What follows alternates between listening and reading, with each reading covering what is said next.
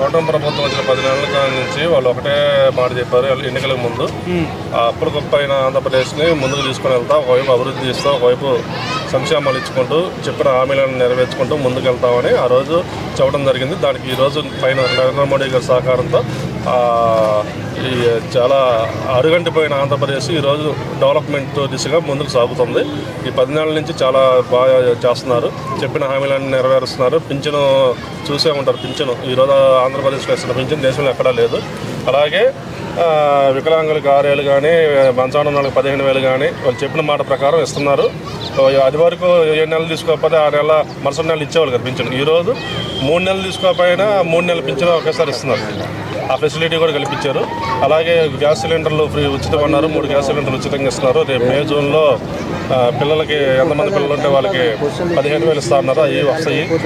అలాగే 6 గ్యారెంటీల గురించి చంద్రబాబు నాయుడు గారిని, పవన్ కళ్యాణ్ గారిని అడగంగానే మా దగ్గర డబ్బులు లేవని అంటున్నారు. మరి ఎందుకు అధికారంలోకి వచ్చారంటారు? 6 గ్యారెంటీలు 1 by 1 నెరవేరుస్తున్నారు కదండి. అంటే డబ్బులు లేవు అంటున్నారు కదా, ఖజానాలో మా దగ్గర డబ్బులు లేవు అంటున్నారు. ఖజానాలో డబ్బులు లేకపోయినా వాళ్ళు చెప్పిన మాట ప్రకారం ఎట్టాగట్టు తంటాలు పడి ఈరోజు వాళ్ళు చెప్పిన హామీలన్నీ 1 by 1 నెరవేర్చుకుంటూ వెళ్తున్నారు. అలాగే చెప్పిన ప్రతి హామీ నెరవేరుస్తారు. ఇప్పుడు మ్యాక్సిమం చాలా వరకు ఇప్పుడు పెన్షన్ అనేది ఇస్తున్నారా చెప్పిన మాట ప్రకారం? ఉచిత గ్యాస్ సిలిండర్లు ఇస్తున్నారా?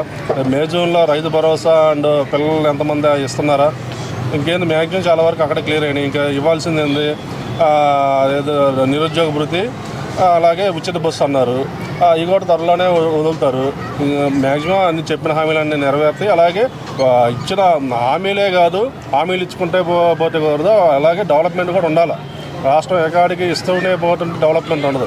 ఒకవైపు డెవలప్మెంట్ చేస్తున్నారు, అలాగే చెప్పిన హామీలు నెరవేరుస్తున్నారు. వీళ్ళకి నరేంద్ర మోడీ గారి సపోర్టు ఎల్లప్పుడూ ఉంటుంది. కేంద్ర సహకారంతో ఈరోజు డబుల్ ఇంజిన్ సర్కారు ఆంధ్రప్రదేశ్లో బ్రహ్మాండంగా చేస్తుంది.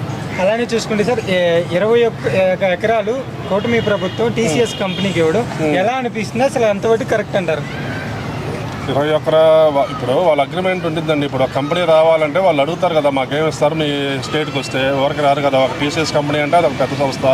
ఆ కంపెనీ వస్తే ఎంతోమంది యువతకు ఉద్యోగాల అవకాశాలు వస్తాయి.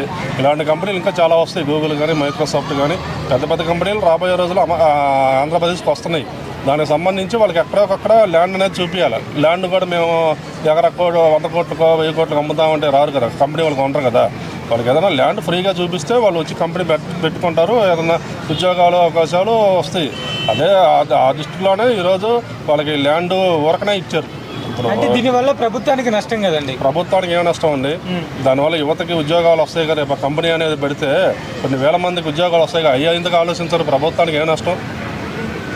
ఓవరాల్ ఏం చెప్పాలనుకుంటున్నారు అసలు? ఓవరాల్గా కూటమి ప్రభుత్వం బాగా చేస్తుందండి. అక్కడ చంద్రబాబు నాయుడు గారు, పవన్ కళ్యాణ్ గారు, అలాగే పైన నరేంద్ర మోడీ గారి సహకారంతో కూటమి ప్రభుత్వం ఈ 10 నెలల్లోనే చాలా బ్రహ్మాండంగా చేస్తుంది. అలాగే రాబోయే రోజుల్లో కూడా చెప్పిన ప్రతి హామీ నెరవేర్చుకుంటూ ఒకవైపు అభివృద్ధి చేసుకుంటా రాజధాని అనేది పూర్తయింది మ్యాక్సిమం ఇంకో 2 సంవత్సరాల్లోనే. పోలవరం అన్నీ పూర్తవుతాయి.